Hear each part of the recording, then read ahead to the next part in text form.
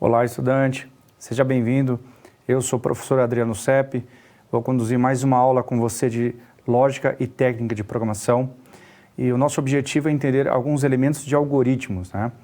Vale lembrar que o algoritmo nada mais é do que uma sequência de passos bem definidas para um objetivo bem definido.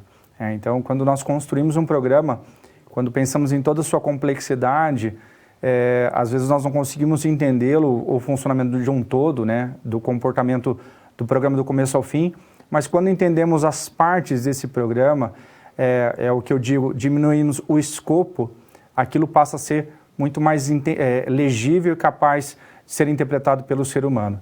Então, quando nós pensamos nessa disciplina, em um primeiro momento nós pensamos que pode criar um grau de complexidade muito alta, às vezes a gente acredita que a gente não tem o discernimento e a habilidade necessária para conduzir a programação, para construir um programa, mas tudo é uma questão de treino, o entendimento dos conceitos que são básicos, e é bem legal essa aula porque você vai conseguir compreender, durante toda a nossa trajetória nós vamos falar sobre uma pseudo-linguagem de programação, né? Aqui a gente vai usar o Visual G para demonstração das nossas práticas, mas ao final eu vou apresentar para você uma ideia de como é a linguagem ANSI-C, uma linguagem muito utilizada no mercado industrial de tecnologia, e essa é uma questão importante para você. Você compreender que a partir dos princípios que você adquire, seja em Visual G ou a partir do princípio de entendimento do algoritmo, você vai estar habilitado a construir programas usando Python, usando Java, C#, muitas outras linguagens. Então, esses conceitos eles são importantes sim, e elas fazem parte exatamente do conceito do algoritmo, que é o fundamento. É aquilo que te dá uma capacidade de instruir a máquina, de produzir um resultado baseado em passos pequenos, mas que a máquina, conforme eu já observei, ela tem uma capacidade, uma habilidade de resolver uma velocidade muito grande.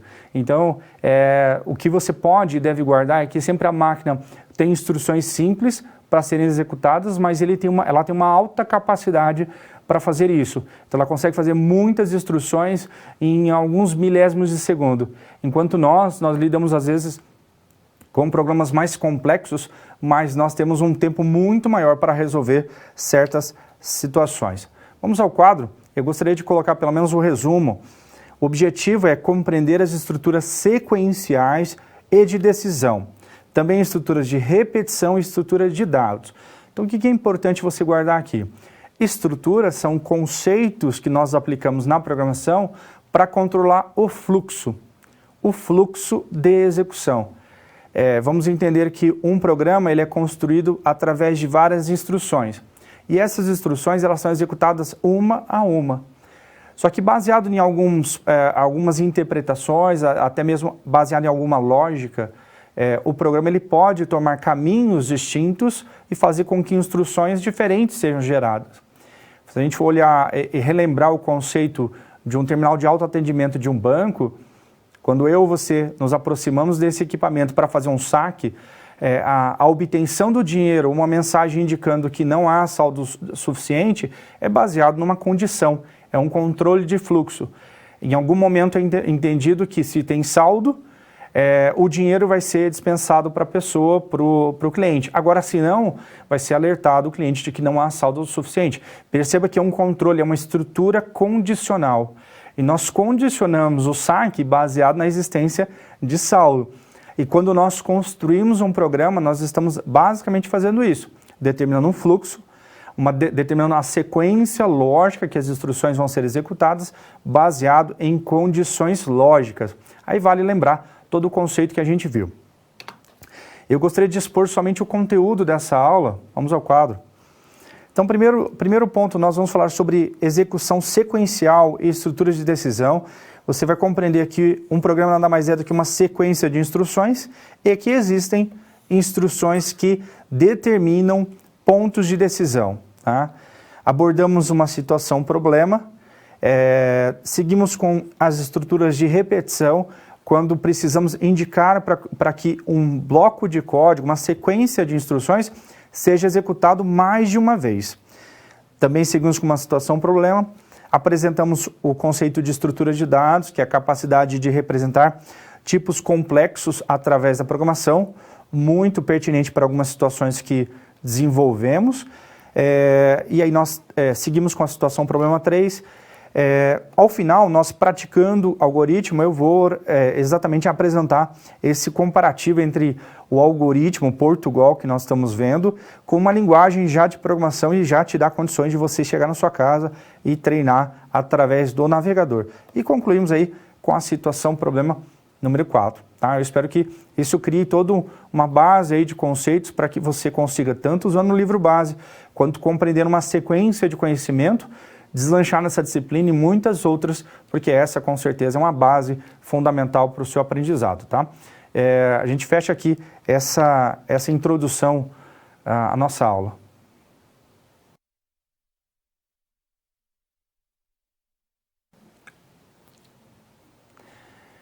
Execução sequencial e estruturas de decisão. Então, o que você tem que compreender é, um programa, por mais complexo que ele seja, ele tem instruções que são executadas uma a uma.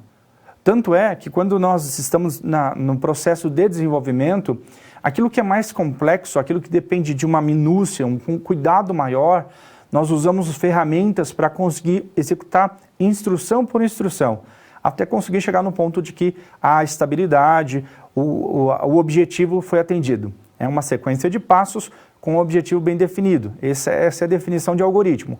Então nós precisamos muitas das vezes recorrer à ferramenta para controlar a execução. Ponto. Isso é importante para você também começar a pensar de forma sequencial, de forma contínua. Quando vamos instruir a máquina, nós temos que ser detalhosos, né? Nós temos que definir exatamente a sequência dessas instruções. E depende de uma lógica, né? Depende de uma coerência. Esse é o ponto fundamental quando a gente fala de sequencial, execução sequencial. Vamos ao quadro falar sobre as estruturas de decisão. As estruturas de decisão, o nome já diz, são recursos que nós utilizamos na programação para tomar uma decisão, ok? Estruturas de decisão são estruturas que permitem a tomada de decisão sobre qual o caminho a ser escolhido, de acordo com o resultado de uma expressão lógica. Isso Souza em 2003, lá na página 127. O que é importante entendermos aqui? Quando nós estamos instruindo o computador a fazer algo, comando por comando, instrução por instrução, em algumas situações, e é muito comum, nós precisamos tomar uma decisão, controlar um fluxo para uma sequência lógica ou para uma outra sequência lógica. Esses passos, ou essa definição, essa decisão, ela é baseada numa expressão lógica. Vale lembrar o exemplo de um terminal de autoatendimento. Você vai lá, informa o teu cartão, entra com a tua senha, confirma através da sua biometria ou alguma outra, um outro segundo fator de checagem, e aí você está hábil a pedir o saque de um valor. Você informa esse valor, só que no ponto de execução da ação efetuar ou confirmar o saque, existe uma inteligência lá que faz uma interpretação muito simples. Se o saldo que você dispõe na sua conta corrente, na sua poupança, se ele for maior ou igual o valor do saque, então emite as notas, ou melhor, dispõe as notas para o cliente. Se não, dá uma mensagem dizendo que o saldo é insuficiente. Perceba, existe uma condicional, se. Ok? Então esse é um ponto determinante e é muito importante para quando nós vamos construir os nossos programas, porque nós indicamos para a máquina esse tipo de decisão. Não é o que eu costumo dizer, quando nós olhamos um aplicativo mais complexo, nós não entendemos o todo, mas olhando a minúcia das instruções, chega ao ponto exatamente dessas condições. Ó, se a variável for maior que 10, se a variável for menor que 10, e assim por diante. Por isso que é importante você quebrar um pouco, às vezes o estigma que você pode ter, dizer assim, olha, poxa, eu não consegui compreender em detalhe o conceito de programação. Olha, dá um passo para trás, entenda que é uma sequência lógica, você tem que buscar exatamente sempre instruir a máquina nos detalhes e baseado nesse princípio da prática, você vai conseguir em situações cada vez mais claras tomar ou usar a estrutura correta. Nesse primeiro momento, eu estou apresentando para você a estrutura correta. No caso, a de decisão, ela vai tomar uma decisão entre executar um bloco de código, uma sequência de código ou uma outra sequência de código. Mas em outras situações, na medida da sua prática, você também vai conseguir observar facilmente. Vamos ao quadro. Continuando, ó. Sendo assim, classifica-as em 3 formas fundamentais. O se e o então, que é a estrutura condicional que você diz, ó, se algo for verdadeiro, se uma expressão lógica for verdadeiro, então executa tais instruções.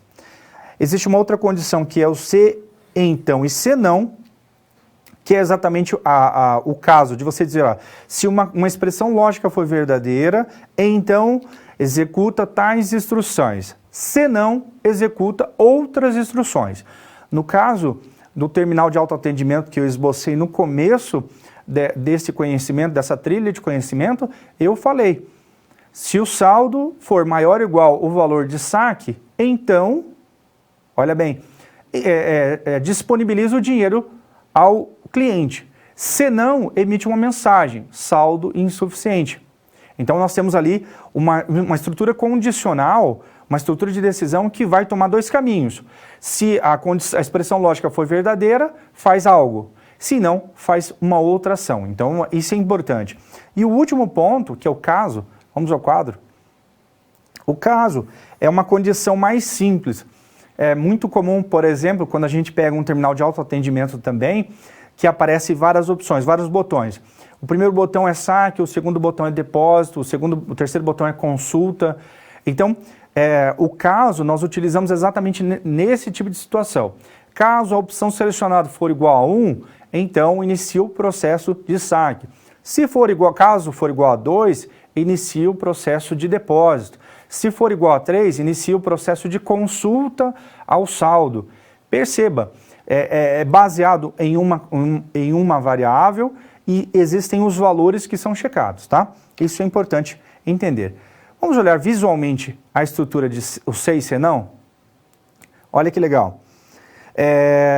Muito simples para você depois olhar isso aqui com cuidado, seja no livro base ou seja aqui na nossa aula. Nós temos aqui a condição inicial, nós temos aqui uma sequência. Perceba que aqui a sequência é de cima para baixo. A expressão lógica é uma análise que o computador vai fazer. Se o saldo for maior ou igual ao valor de saque. Se for verdadeiro, ele vai executar alguns comandos. Se não for verdadeiro, ele segue o fluxo normal do programa. Continuando, nós temos a segunda condição, que é o se, se não e então. Perceba, o programa novamente começa aqui, nós temos um fluxograma esboçando isso. Novamente, a sequência de execução é de cima para baixo. Aqui, naturalmente, não existe o processo de entrada de dados. Aqui nós teríamos várias instruções que nós estamos abstraindo. O que nós podemos perceber? Se a nota for maior ou igual a 7, então ela é verdadeira, ele entra no caso de aprovado. Agora, se não for, ele entra no caso de reprovado. Perceba aqui o destaque da informação, verdadeiro e falso. E em ambos os casos, a sequência do fluxo de execução vai continuar nesse ponto de conexão. Né? Então é importante lembrar do fluxograma. Tá? Já o caso, vamos olhar a estrutura de caso. A palavra caso indica que, a partir da escolha de uma opção pelo usuário, o programa executará comandos específicos para aquela determinada opção. Então aqui nós temos um esboço disso. Ó. Caso for igual a 1, haverá instruções a serem executadas. Caso for igual a 2, outras instruções. E aí o caso N é exatamente um indicativo de que existem muitos casos. Você pode fazer o desmembramento, o mapeamento para quantos casos forem necessários. Mas é muito relacionado exatamente a essa situação, de que você colhe uma informação do usuário, uma opção, e ali, a partir daquele momento, você controla o fluxo baseado em casos. Muito prático também. A gente fecha aqui esse momento falando sobre estrutura condicional.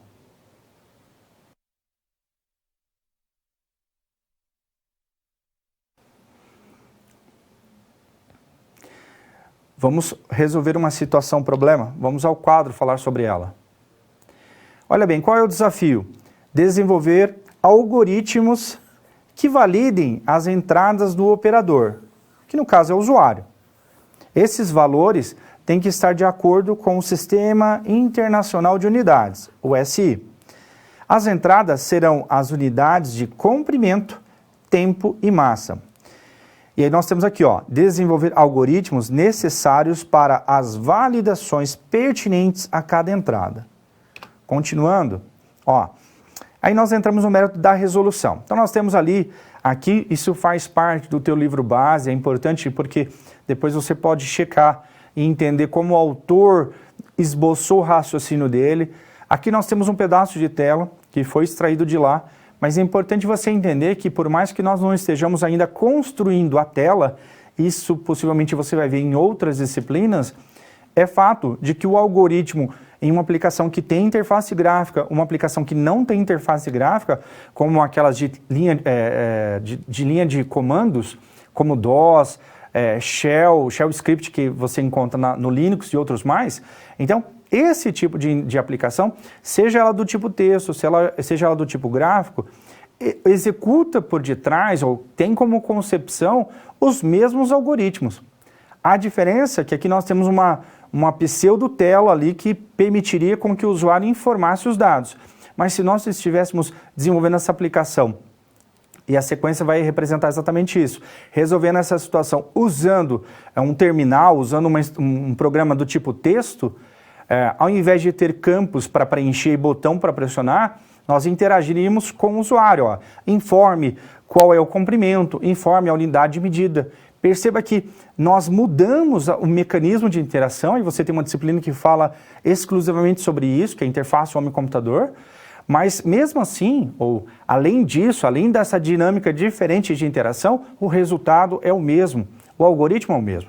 Vamos à resolução. Vamos ao quadro, por favor.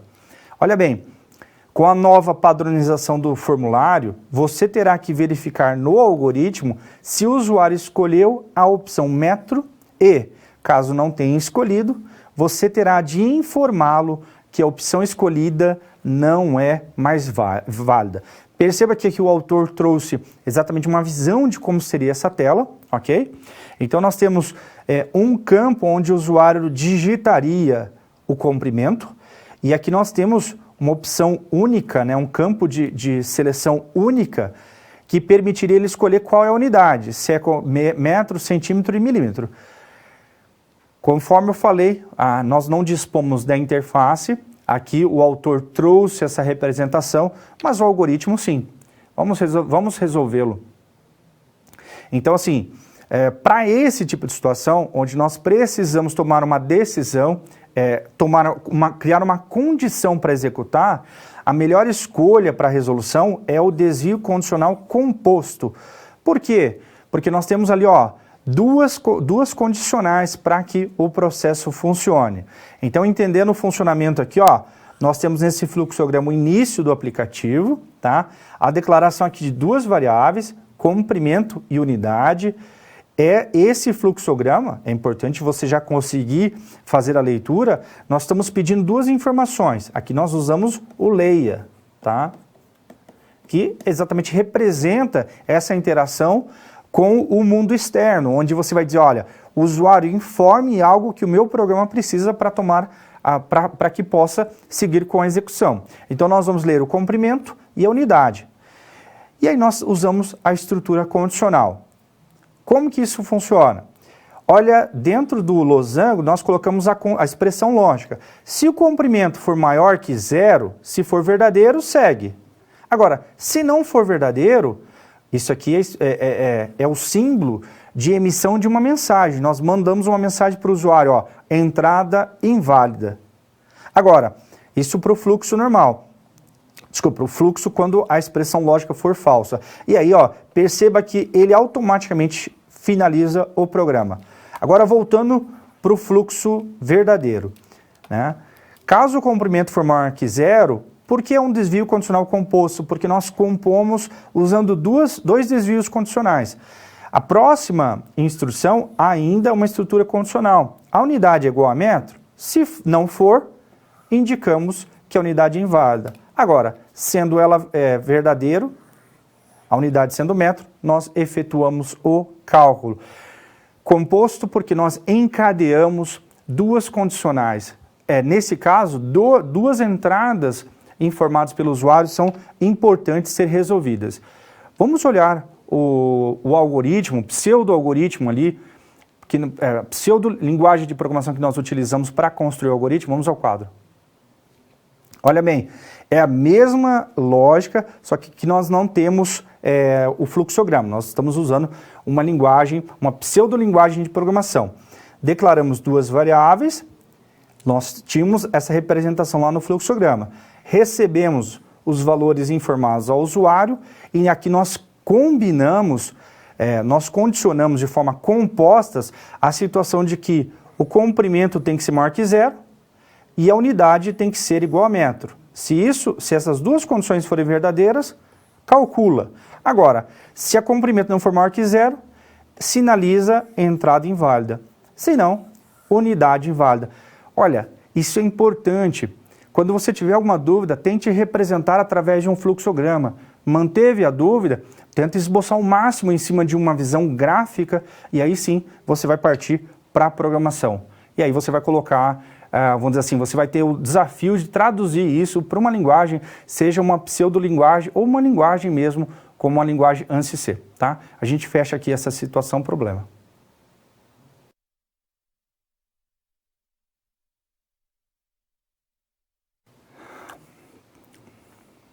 Estruturas de repetição.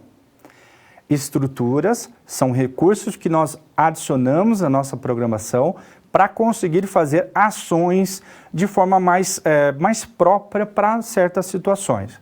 Então, de acordo com o seu desafio, você vai ter que buscar estruturas que vão te ajudar. Mas todas as estruturas que você tem visto nessa aula fazem menção ao controle de fluxo. É você garantir que o computador faça aquilo que você precisa, baseado em condições. Agora, nós vamos falar sobre estruturas de repetição. Qual a função? É repetir. Agora, por que nós usamos as estruturas de repetição? Estruturas de repetição são necessárias porque muitas das vezes nós executamos uma sequência de instruções, uma quantidade definida, uma quantidade N de vezes, né? Às vezes nós conseguimos determinar o número de vezes que essas instruções vão ser executadas, em outras situações nós não conseguimos determinar. Então, para que nós possamos construir programas dinâmicos, capazes de lidar com essa variação, baseado nisso, nós usamos as estruturas de repetição. Eu vou dar um exemplo muito prático aí para você. Vamos imaginar que você foi lá no e-commerce, escolheu 3 mercadorias lá que você deseja comprar. 3 mercadorias, mercadoria A, B e C. Colocou todas elas no carrinho. Quando você vai efetivar a sua venda, quer dizer, você vai sinalizar que você definitivamente você quer comprar, existe todo um processo por detrás do e-commerce que vai checar se existe estoque. Porque ele tem que garantir que a tua venda que você está fechando, existe estoque para que ele possa te entregar. Só que ele não pode manter aqueles itens que você colocou no carrinho, porque você pode desistir da compra. Ele não pode contabilizar os itens como vendidos. Ele só pode contabilizar quando você efetivamente finalizar a venda. Acompanhou comigo? Ok. Então, nesse processo, quando você vai finalizar a venda, existe uma estrutura de repetição que vai pegar cada produto que você colocou dentro do carrinho para cada um e vai executar a mesma ação, baixar estoque. Só que o baixar estoque pode acontecer, no seu caso, vai acontecer 3 vezes, porque você escolheu 3 mercadorias. Então, nós usamos uma estrutura de repetição para repetir um bloco de código, uma sequência de instruções, baseado em alguma condição. No seu caso, 3 mercadorias, 3 vezes a mesma sequência vai ocorrer, só que cada vez para uma mercadoria distinta, mercadoria A, B e C. Agora imagine o cenário de um outro cliente que escolheu 10 mercadorias. Na lógica do algoritmo que roda dentro do e-commerce, ainda é uma estrutura de repetição. Só que ele está condicionado ao número de mercadorias que está dentro do carrinho. e ele vai executar a mesma ação baseado na mercadoria. Ele vai pegar a primeira mercadoria e vai baixar o estoque. Depois a segunda mercadoria, baixar o estoque. Perceba que não seria possível prever um algoritmo, uma sequência de passos, sem ter uma dinâmica, uma capacidade de repetir baseado em uma condição. No caso, o número de mercadorias que foi escolhido. Porque não seria possível. O cliente pode escolher 2, pode escolher 1 ou pode escolher 20. Não existe essa restrição. Então, as estruturas de repetição, elas nos servem para executar uma sequência de ação. Muitas das vezes, essas ações elas vão estar condicionadas a algum parâmetro. Vai haver o que nós chamamos de contexto, tá? Vamos olhar como é que funciona visivelmente essa estrutura de repetição. Vamos ao quadro. Olha bem. Nós temos uma estrutura de repetição que testa no início. Olha como funciona. O nosso programa inicia aqui, ó. Então, nós estamos... ok. Nós estamos aqui nesse ponto de início. Existe, naturalmente, uma condição que é checada. Da mesma forma que uma estrutura condicional. Se essa condição for satisfeita, quer dizer, ela for verdadeira, comandos vão ser executados. Finalizado esse comando, ele volta aqui no início e checa novamente a condição. Ele vai fazer, eu vou apagar isso aqui, ele vai fazer esse processo enquanto a condição for verdadeira. Agora, quando a condição deixar de ser verdadeira, ele vai executar as instruções quando a condição for falsa, tá? Na verdade, ele vai executar as condições que estão dispostas depois da estrutura de repetição. Perceba que a nossa estrutura de repetição está definida aqui, ó, ok? Então, nós dizemos assim, ó, enquanto a minha condição for verdadeira, faça. Faça o quê? Os comandos que eu defini aqui dentro, ok? E enquanto for verdadeira, ele vai ficar executando esses comandos até que a condição torne-se falsa. E aí, ele segue com o fluxo. No nosso caso, vamos imaginar, enquanto houver mercadoria não processada no carrinho, nós vamos baixar estoque. Baixa 1, baixa 2, baixa 3. Terminou as mercadorias do carrinho, então segue o fluxo, e aí emitir o boleto, gerar a comunicação com o teu cartão de crédito para efetivar aquele débito para você. Então essa é uma sequência. Mas o laço, quer dizer, a condição de execução é enquanto houver mercadoria para ser processada. Nós temos ainda a estrutura de repetição que testa no final. Vamos ao quadro. Então nós temos aqui, ó, novamente o esboço começa o programa aqui, existe uma sequência de comandos e ele testa. Se a condição for verdadeira, ele volta no início e executa de novo os comandos, até que a condição torne-se falsa. E aí ele vai finalizar o programa. E o esboço, perceba, ó, você diz faça, define os comandos e diz enquanto a condição for verdadeira. Olha, eu vou voltar o slide exatamente para demonstrar. O outro, o que antecede, primeiro ele testa, para depois executar os comandos. Se a condição não for verdadeira desde a primeira, nenhuma vez o bloco de código que está aqui dentro vai ocorrer. Já a condição de teste no final, primeiro ele faz e depois ele testa. Isso quando que você usa uma e quando você usa outra. Aquela que testa no final, muitas das vezes, ela vai ser utilizada quando o processo, o bloco de código, de instruções que você vai definir no laço, na estrutura de repetição, determina o critério de condição. Então, isso acaba sendo um ponto. E existe mais uma condição, mais uma estrutura, vamos ao quadro, que é exatamente uma estrutura de repetição com uma variável de controle. Nós dizemos assim, que existe uma variável que está definida aqui embaixo, ó, é a variável x. Então, você diz, ó, para x de 1 até 5, passo de 1 em 1, faça. E aí eu tenho umas instruções que eu preciso. Nós temos as seções que nós precisamos preencher. Primeiro, a primeira seção é a variável, a segunda seção é qual o valor inicial dessa variável, qual é o valor final dessa variável e qual é o incremento. Então nós usamos muitas das vezes quando nós precisamos reproduzir uma sequência de números. Então eu tenho uma situação onde eu preciso ir do número 1 ao número 1000. Eu uso a estrutura para gerar exatamente esses números. Ele começa 1 e termina em 1000. E cada vez que ele executar, a minha variável vai assumir um outro valor. E aí eu uso conforme o meu interesse, tá? A gente fecha aqui esse entendimento sobre estruturas de repetição.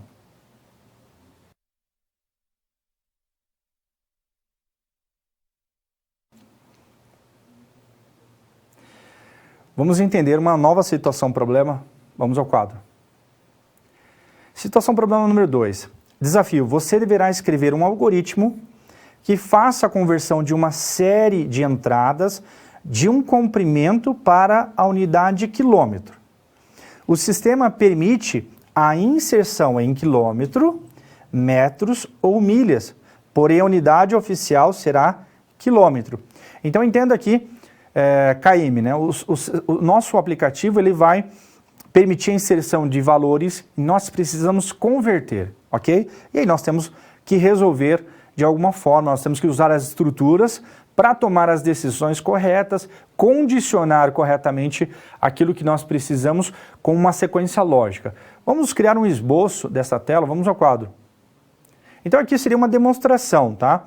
Eu tenho carro 1, carro 2, então imagine que eu tenho vários carros com o seu consumo e eu preciso, na verdade, escolher uma unidade de medida e efetuar um cálculo, tá? Então vamos ao entendimento disso.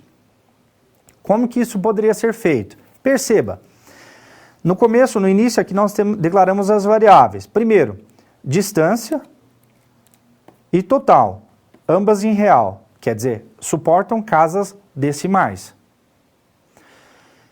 Unidade é do tipo texto, o usuário vai poder digitar uma informação alfanumérica. Carro é um tipo inteiro. Primeiro de tudo, declara-se as variáveis. Olha como o programa foi pensado. Já no início, nós precisamos pedir os dados do usuário. Quando nós visualizamos aquela tela, cada carro tinha o seu campo. Só que naquele contexto, era um esboço de uma aplicação que tem interface gráfica. Agora aqui não, nós estamos construindo um aplicativo que funciona em modo texto, o modo linha de comando. Agora aqui, nós precisamos pedir informação por informação. Como nós temos, no caso ali, 15 carros, e nós precisamos pedir toda a quilometragem, o deslocamento de todos esses carros, nós usamos um laço de repetição. Porque a instrução tem que acontecer, ou melhor, a sequência lógica é pedir do carro 1, do carro 2, do carro 3 até o carro 15. Só que reproduzir esse código seria algo maçante. Então a ideia de usar um laço de repetição nos ajuda exatamente no pensamento de que eu posso definir uma sequência lógica e fazer com que o computador repita aquela sequência. Vamos aqui ao algoritmo. Então olha bem, para carro é a minha variável de controle, ele vai de 1 até 15 e vai sempre incrementar de 1 em 1. Então vai começar em 1, vai passar para 2, para 3 e assim por diante. Nós interagimos com o usuário assim, ó, digite a distância percorrida pelo carro. Por que é importante você escrever para o usuário algo antes de pedir os dados? Perceba, num terminal de autoatendimento, que é o exemplo que eu tenho usado de forma constante, se você não tivesse uma tela que dissesse, ó, escolhe a opção, digita o valor, você não saberia em que passo que está. Então nós precisamos interagir com o usuário pedindo uma informação antes. Nós sempre precedemos essa interação com uma mensagem. Olha, informe o número, informe o seu nome, informe o endereço, para que ele possa entender o que ele vai informar. Depois do escreva, a gente tem um leia. Vamos ao algoritmo. Olha bem, eu mando uma mensagem para o usuário e leio o teclado. Eu guardo na variável valor. O que eu faço na sequência? Eu começo a fazer algo que é totalizar. Eu pego uma variável chamada total e guardo dentro dela o que ela já tem, mais a distância informada. E faço isso por 15 vezes. Perceba, se você pegasse uma calculadora, você faria da mesma forma. eu diria assim para você, olha, eu vou informar para você 15 números. Você falou assim, manda lá, professor. Você ia zerar, a calculadora ia começar. Número 1, eu falo, número 10, aí você coloca 10. Mais, qual o próximo número? 20. 20 mais, e fica, mais 30, mais 20, mais 50, e assim por diante. Aqui eu estou usando uma variável total, que recebe o que já tem dentro dela, mais o valor informado. Quando você vai usando a calculadora, ela vai mantendo esse total. Até você apertar lá para limpar, ela vai permanecendo com esse valor. O que nós estamos fazendo é um processo de acumulação em uma variável, porque ela é a nossa solução para guardar algo que não se perca, algo que permaneça até o final do nosso programa. Vamos ver a sequência? Então eu vou fazer, perceba, esse laço vai ocorrer até que o usuário informe todas as distâncias percorridas pelos carros. Depois, finalizou, quer dizer, no momento que chegar até o 15, ele vai executar e vai, no fim, parar, ele vai terminar e vai continuar a instrução a partir do escreva. Aí ele vai pedir o quê? A unidade de medida. E aí usamos uma estrutura condicional, ó. Se a unidade for igual a metros, total recebe total dividido por 1000. Porque o que ele informa em quilômetros, eu estou convertendo para metros. Então eu só tenho que dividir por 1000. Agora, perceba o sinão aqui, ó. Caso não seja metros, eu verifico se a conversão é para milhas. Se a unidade for milhas, total recebe total dividido por 0,62 e assim por diante. Finalizo o C e finalizo o C do C não e o fim C do C. Perceba que aqui eu tenho aqui um bloco e aqui eu tenho outro bloco. E ao final eu mostro para o usuário. A lógica para você conseguir depois reproduzir você pede a quilometragem percorrida de todos os carros e você pede a unidade de conversão. Se o usuário informar quilômetro, você já pegou essa informação em quilômetro, então não há necessidade de conversão. Agora, sendo metros, a gente divide a quilometragem por 1000, agora sendo milhas, nós dividimos por aquele valor, 0,62. E aí, naturalmente, a variável total ela vai ser transformada numa nova unidade, seja metro ou seja milhas. E nós temos que só o desafio de mostrar para o usuário, tá? Esse é uma implementação simples, mas que exige toda uma compreensão de estrutura de repetição e estrutura condicional, tá? Eu fecho por aqui essa situação problema.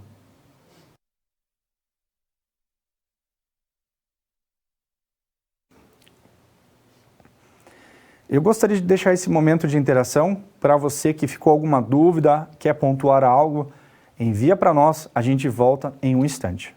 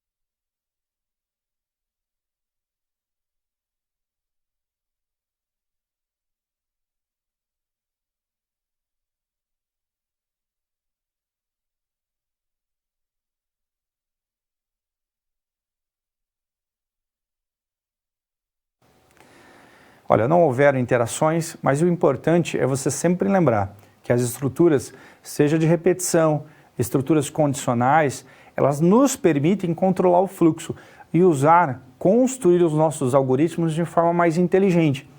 Se eu não uso um laço, muitas das vezes eu tenho que repetir um bloco de código.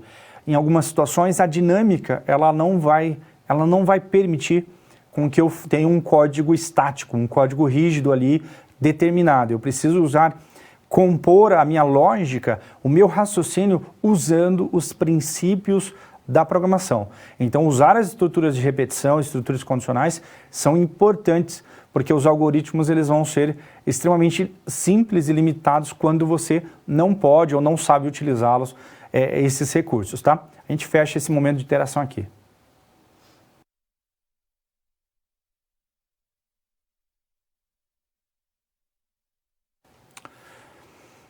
Além das estruturas de repetição, estruturas condicionais, a gente pode chamar de laço, estrutura de decisão, são sinônimos que nós utilizamos e é muito comum você pegar autores que falam diferentes, mas o sentido é o mesmo.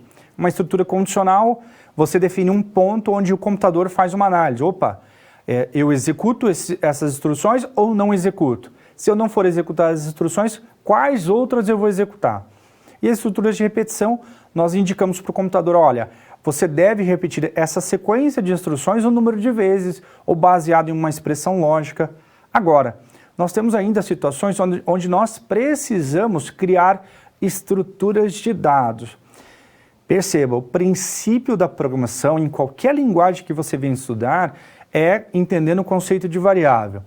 Variáveis são estruturas de dados simples que nos permitem guardar um único valor. Nós usamos variáveis numéricas, variáveis alfanuméricas e muitas outras. Mas o sentido e a função dessas estruturas, dessas variáveis, é guardar um único valor. E nós temos estruturas mais complexas, como o vetor. Vamos ao quadro só para demonstrar essa questão. Perceba essa imagem do vetor. O vetor é uma estrutura de uma única dimensão. Então, para você conseguir associar, é como se você você pegasse uma planilha, aí você pode depois avaliar isso com mais cuidado na sua casa, ou às vezes até no momento de estudo aí, e tentar visualizar uma planilha como o Microsoft Excel, ou Google Sheets lá, que seria a planilha do Google, mas você tem como você reproduzir. Um vetor nada mais é do que uma sequência de variáveis que podem ser acessadas através de uma única variável. Ficou confuso? Olha bem, você guarda várias N variáveis dentro de uma só. E isso potencializa alguns algoritmos. Ao invés de você ter que declarar, imagine que você quer guardar valores de todos os meses do ano. Valores que você vendeu, valores que você comprou, todos os seus gastos. Ao invés de você declarar 12 variáveis, você declara um único vetor e diz que esse vetor tem uma capacidade de 12 elementos ou mais. Então você condensa dentro de uma estrutura, que a gente chama de estrutura de dados. Você cria em uma única variável a habilidade, a capacidade de guardar múltiplos valores.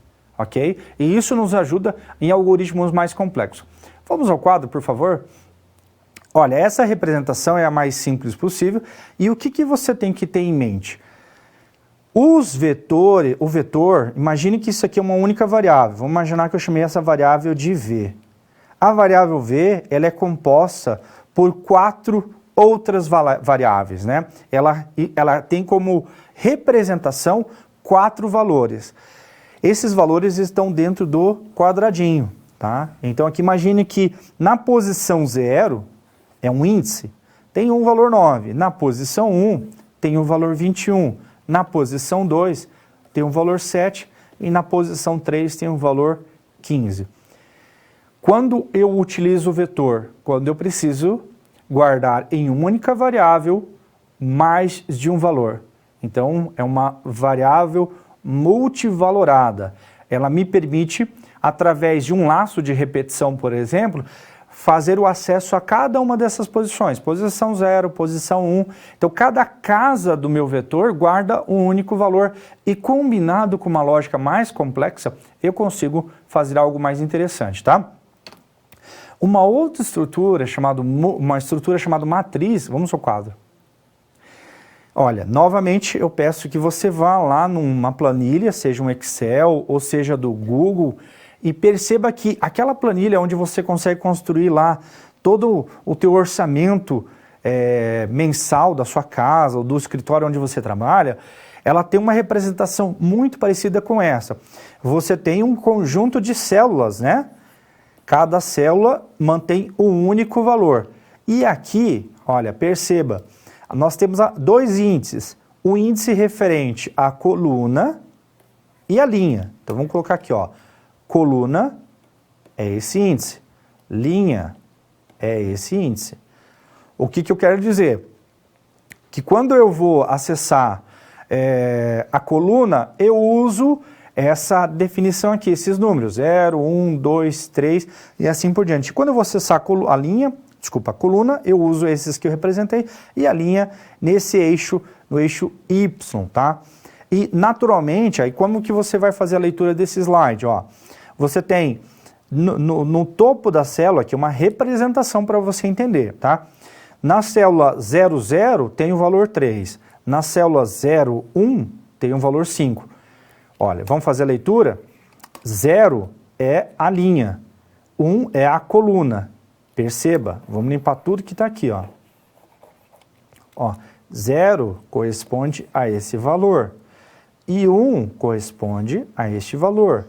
Qual é o valor da célula? O 5, tá? Opa, apertei sem querer. Então você tem exatamente essa habilidade de guardar dentro de uma única variável. Perceba, eu ainda continuo tendo uma variável multivalorada, só que ela me permite fazer uma indexação, quer dizer, acessar cada valor individual da minha variável usando duas premissas ali, duas dimensões. A dimensão de coluna, que aí nós podemos dizer que é o eixo X, e a dimensão de linha, que é o eixo Y, se a gente fizer uma relação com o plano cartesiano. Mas é uma questão muito interessante. Quando a gente fala multidimensional, é porque tem mais de uma dimensão. Então você tem duas dimensões. Aí faz uma associação lá com um filme 3D, um jogo 3D. Então lá nós temos 3 dimensões. Aqui nós só temos 2 dimensões. E nós utilizamos com o mesmo propósito. Nós precisamos guardar valores em uma única variável. Só que o uso e o acesso através de índices referente à dimensão X e à dimensão Y nos ajuda em algumas circunstâncias, tá? Eu fecho aqui esse momento, esse entendimento sobre estruturas de dados, tá?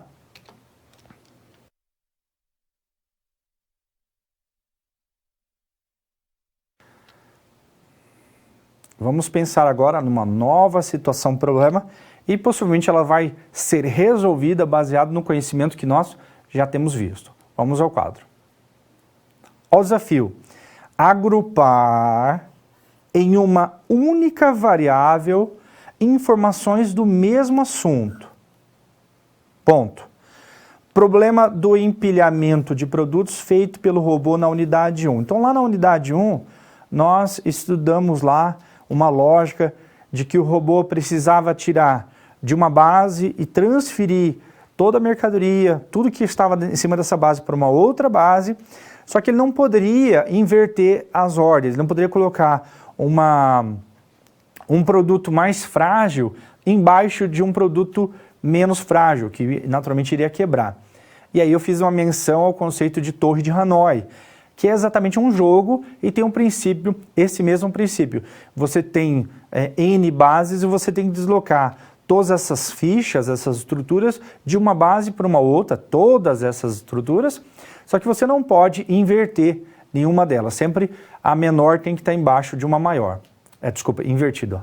A maior está embaixo e a menor está em cima. Então essa é uma característica que foi trazida lá na unidade 1 e nós temos agora que criar um algoritmo que vai ter alguma inteligência.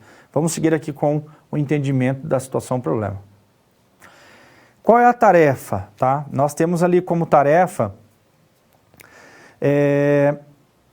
escreva um algoritmo que armazene o peso e a largura e a altura de 200 caixas em uma estrutura de dados. Então, primeiro, o que é a estrutura de dados? É um recurso, é algo que representa dados, certo? Por isso que é uma estrutura. Foi feito para acomodar dados. Quando você ouvir o conceito estrutura de dados, entenda como um recurso computacional que serve para armazenar dados. Então, tem uma estrutura de dados unidimensional, multidimensional, homogênea, heterogênea. Então, são variações ali para a estrutura de dados. Mas entenda como uma estrutura como um recurso que você acomoda, você coloca dados, tá? Voltando aqui para o quadro.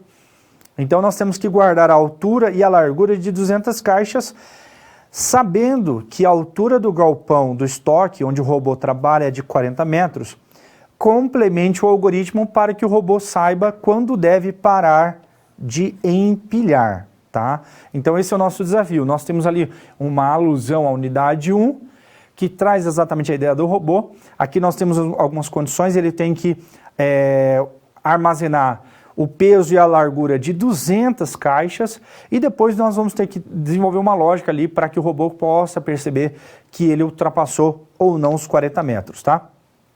Vamos resolver essa situação, problema. Tá? Aqui nós temos o exemplo. Primeiro de tudo, aqui nós temos o que nós podemos dizer que são recursos mais avançados da programação. Tá? É importante você entender. O primeiro recurso é chamado subrotina. A subrotina é um recurso, é um bloco de código que você consegue acionar no momento que você achar apropriado usando o nome. Se assemelha ao conceito de função. Pega uma calculadora e você vai descobrir que existem várias funções lá dentro. Então você usa uma função para calcular porcentagem, para calcular o seno, o cosseno, tangente. São funções matemáticas que estão lá habilitadas na calculadora. E você só usa quando você pressiona o botão. O conceito da subrotina é exatamente esse mesmo raciocínio. Eu crio um bloco de código que vai ser acionado mediante o acionamento. Só que naturalmente não existe um botão. Existe uma instrução dizendo, ó, execute a subrotina A, a subrotina B. Voltando aqui para o algoritmo, por favor. Então nós temos aqui a subrotina chamada empilhar caixa. E nós passamos um inteiro que representa a caixa. Agora, o início do nosso programa, nós fazemos algo muito importante, é a definição de um tipo de dado. Aqui nós temos uma variável composta heterogênea. O que isso quer dizer? É uma variável, perceba, ela tem uma relação direta com vetor e com matriz. Matriz é uma variável multivalorada. Só que tudo que você coloca lá dentro é do mesmo tipo, certo? Se declara um vetor de números inteiros, tudo que vai estar dentro da variável vetor vai ser números inteiros.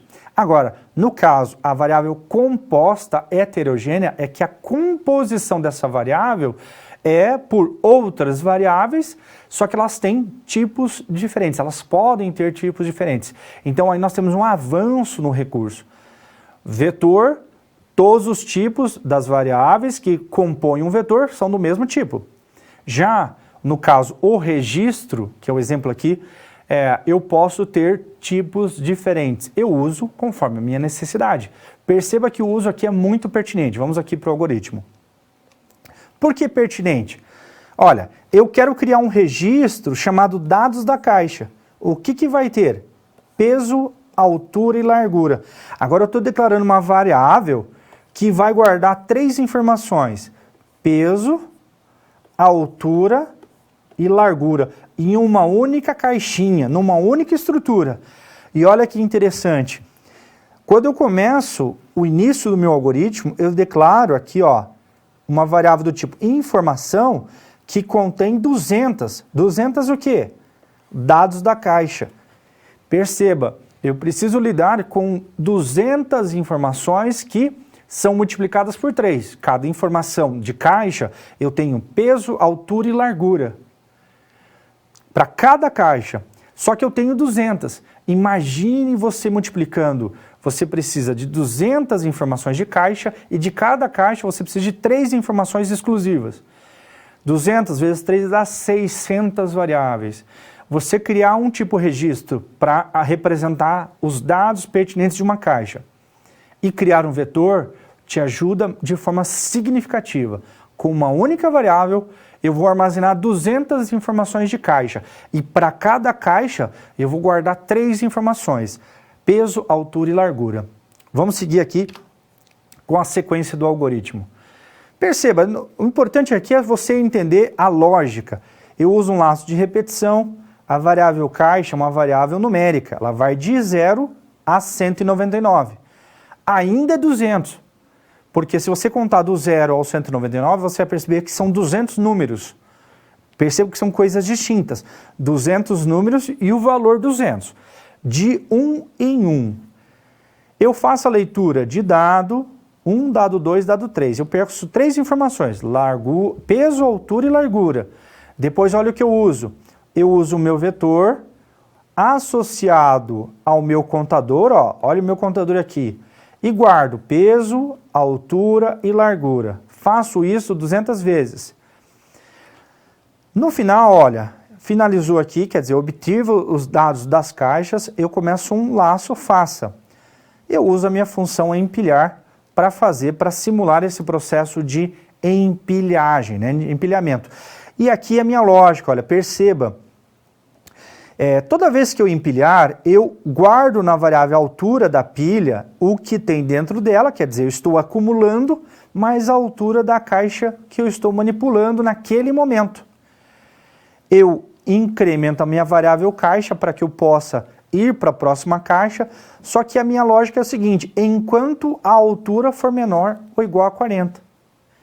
Perceba que uma simples lógica, eu uso uma variável para acumular e acumulo a altura das caixas. Quando esse acumulador ultrapassar os 40, eu paro de empilhar, porque não vai conseguir naturalmente atender o objetivo, que é fazer com que o robô passe pela porta ali do galpão. Perceba que nós usamos aqui tipo de dados heterogêneo, composto heterogêneo, tem um grau de complexidade. Usamos vetor, que é um tipo de dado homogêneo, unidimensional, quer dizer, só tem uma dimensão, que no caso a gente pode dizer que é a dimensão X. E ainda assim usamos isso dentro das estruturas de repetição e depois usamos um algoritmo próprio para resolver, tá? Eu fecho aqui essa situação problema.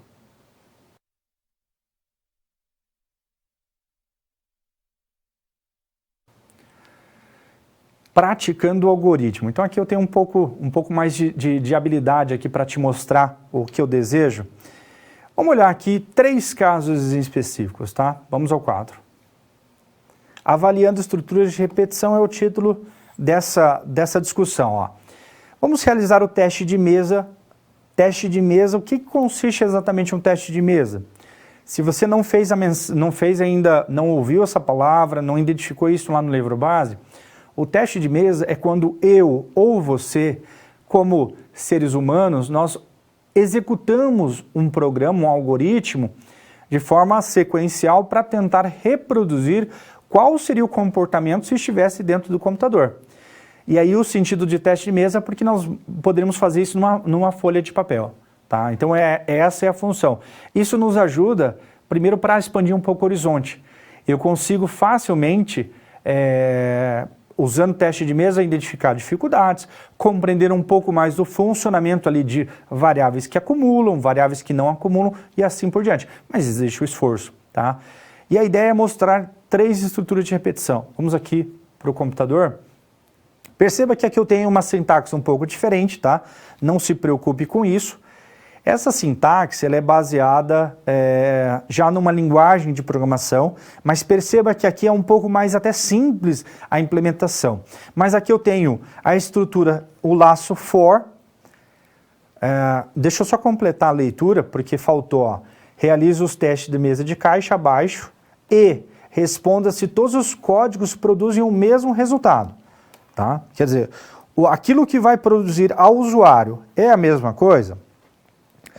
Nós temos aqui o laço for, que é a estrutura de repetição com a quantidade determinada de vezes. E nós temos uma variável que permite o controle, uma variável que a gente chama de variável contadora. nós temos uma outra estrutura chamada while, que é uma estrutura de repetição que testa no começo. Lembra dela? E nós temos ainda o do while, que é uma estrutura de repetição que testa no final. Vamos entender como vai ser essa lógica. Vamos perceber primeiramente o for. O for começa declarando a variável e definindo o valor inicial. Ela começa em 1. Define qual é a condição lógica, quer dizer, o que o computador vai ter que respeitar para permanecer executando, e define qual é o incremento. Só para observação aqui. A variável x, ela vai começar com o valor 1. Ela vai incrementar de 1 em 1 por conta dessa instrução. Ela vai de 1 para 2, para 3, deixa eu só representar aqui os valores. Vai de 1 para 2, para 3, até 5. Por quê? Porque quando for o laço, perceba tudo, olha bem, ela vai até assumir o valor 6, entenda? Mas o fato é que o write vai acontecer enquanto a variável x for menor ou igual a 5. É importante distinguir essas duas situações. Uma coisa é o valor da variável contadora. Ela, nesse caso, ela vai começar com 1, vai passar para 2, vai passar para 3 e ela vai chegar até ter o valor 6. Só que o write só vai acontecer, a escrita, a mostrar a informação na tela, só vai acontecer enquanto o valor for menor ou igual a 5. Como que eu sei disso? Por conta do que está no código. Vamos aqui novamente para o algoritmo. Olha, a condição de execução do código é x menor ou igual a 5. Então eu sei que de 1 até 5 vai aparecer na tela. Agora, a variável x, ela vai mudar para 6. Só que quando o computador checar 6 é menor ou igual a 5, o computador vai identificar que isso não é verdade e não vai mostrar na tela. Então vai mostrar do 1 ao 5. Perceba agora o while. O while começa com 5, enquanto x for menor ou igual a 5, então ele vai entrar, porque 5 é menor que 5? Não. 5 é igual a 5? Sim, é verdade. Então ele mostra incremento. Então o x vai passar para 6. 6 é menor ou igual a 5? Não. Então aqui só vai mostrar o 5. E por último, olha, perceba, nós temos aqui o do while. A variável x começa com 5, mostra para o usuário 5, vamos colocar aqui, ó. X recebe 5 mais 1, então x passa para 6. 6 é menor ou igual a 5? Não, não é. Então ele só vai mostrar o 5. Então entendemos aqui o seguinte, que nesse laço for, os valores vão apresentados para o usuário vão de 1 a 5. Tanto no while quanto no do while, os valores apresentados para o usuário vai ser só o 5. Ó, essas duas situações vai mostrar somente o 5. Ok? Então aqui nós temos uma situação de entendimento e é importante você se colocar. Poxa, professor, não entendi.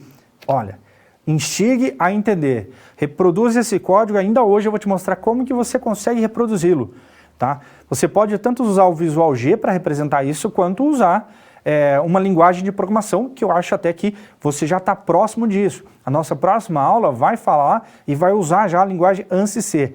Aqui nós já estamos construindo programas que são passíveis de serem utilizados em qualquer máquina, inclusive no escritório que você trabalha, na empresa onde você está atuando, construir programas que façam coisas, tá? Eu fecho esse momento de entendimento aqui sobre algoritmo.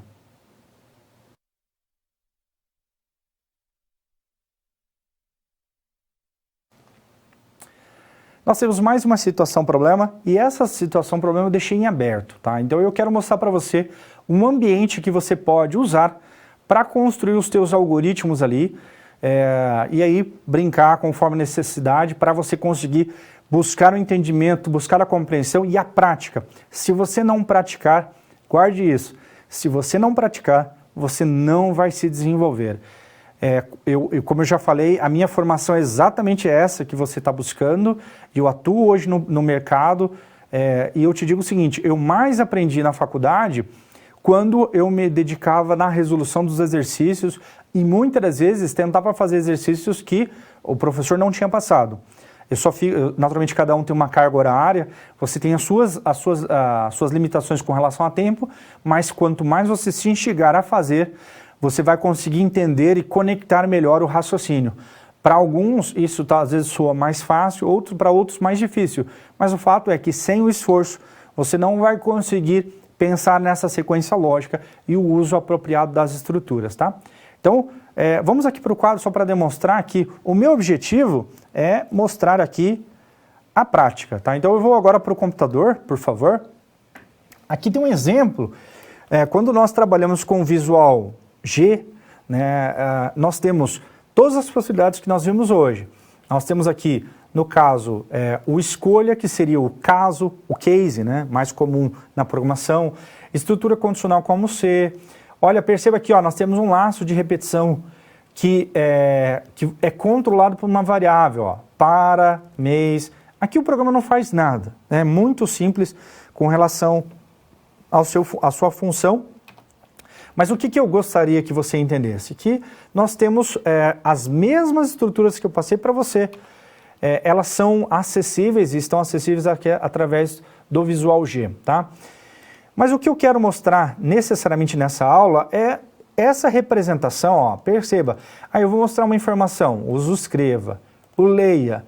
Eu vou mostrar para você, antes de você montar um ambiente para usar a linguagem ACC, que é a próxima aula, né, que nós vamos entrar nesse método, eu gostaria de instigar você a usar um ambiente online, tá? Onde que é esse ambiente? Ó, eu vou acessar aqui o meu navegador e nós vamos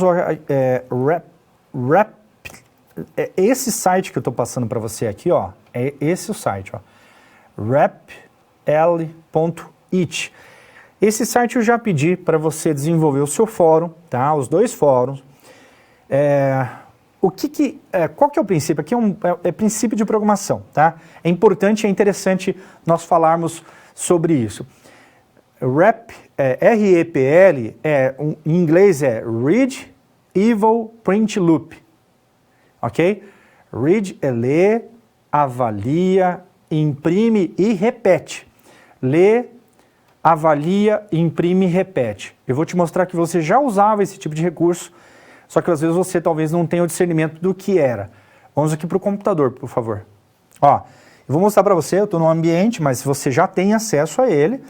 Vou abrir aqui uma janelinha do DOS. Lembra do DOS?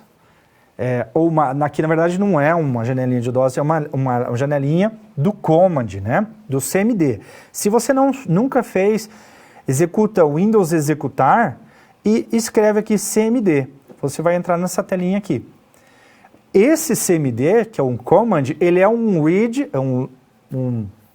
lê, avalia e imprime, tá? Deixa eu só...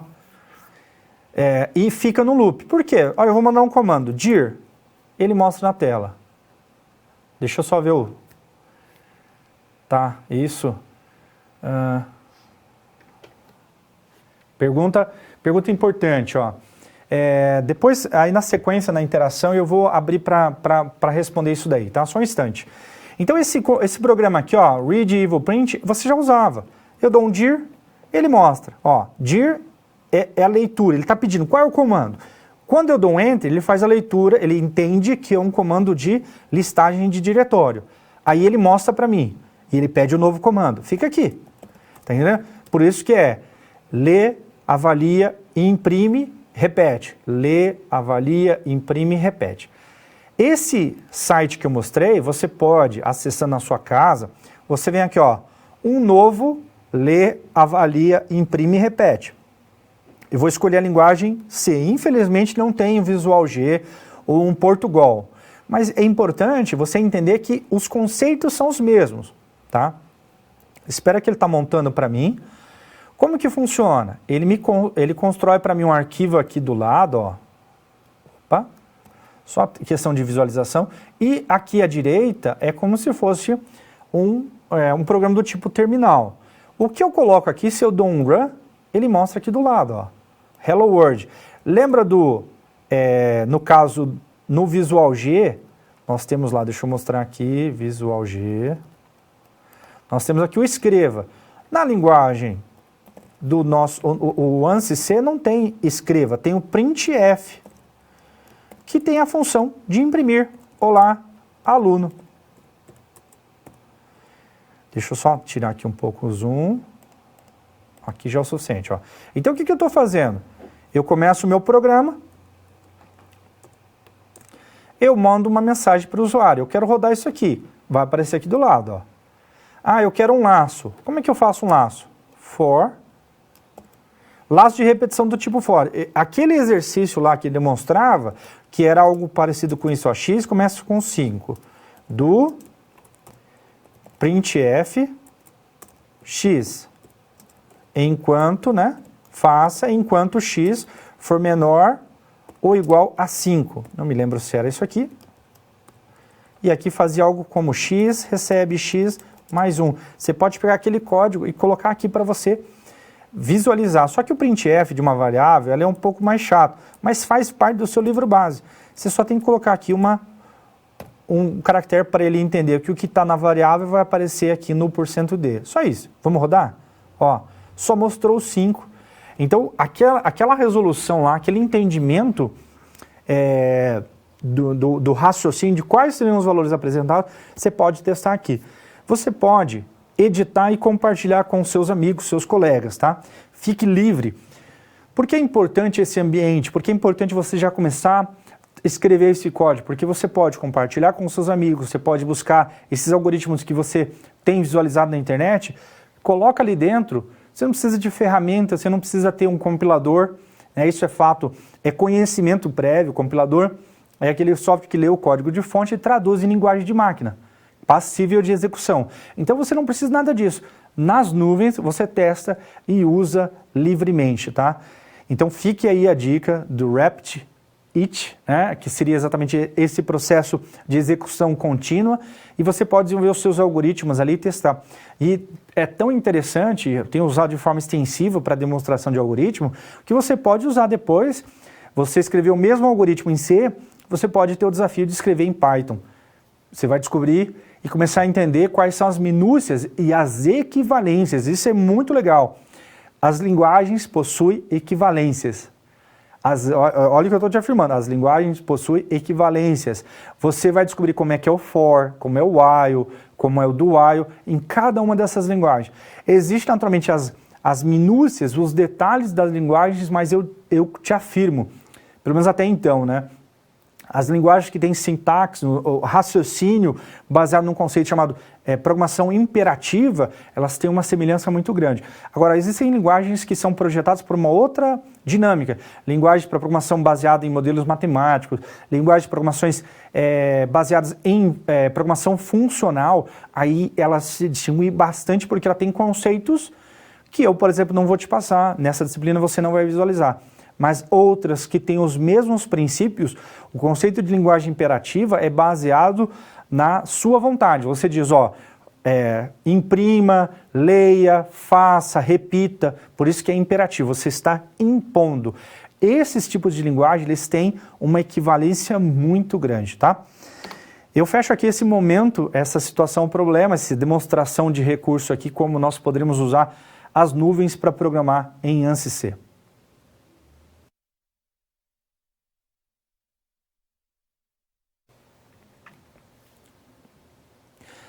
Momento de interação. Eu tenho uma pergunta disponível aqui para a gente conversar. Alunos de Linhares, lá no Espírito Santo, querendo saber quando que seria melhor usar matriz e não vetor. Olha bem, essa é uma pergunta muito fácil. Não existe esse melhor, você vai usar o apropriado. Imagina o seguinte, você vai comprar uma caixa para você guardar suas coisas. A caixa, ela é sanfonada, vamos imaginar que tem as divisórias, e é o suficiente para você pôr aquilo que você precisa. Agora, você pode comprar uma outra caixa que tem mais lugares para você pôr. E aí tem muito com relação com a sua organização. A matriz, ela vai ser necessária quando você tem necessariamente duas dimensões. Agora, o vetor é quando você tem uma dimensão.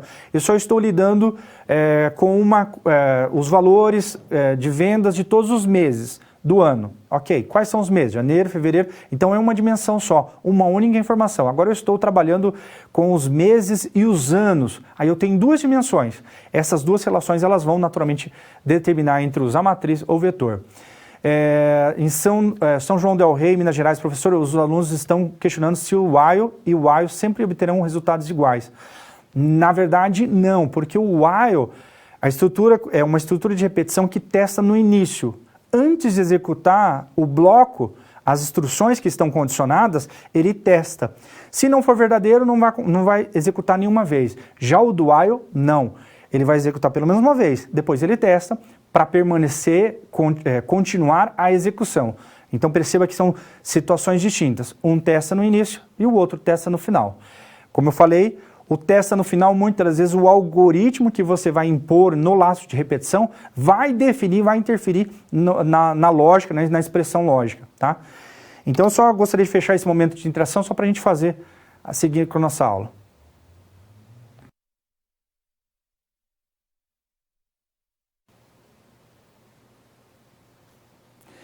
Nós vamos fazer um recapitulando agora, vamos entender os assuntos chaves aí da nossa aula. Quais são os assuntos-chave?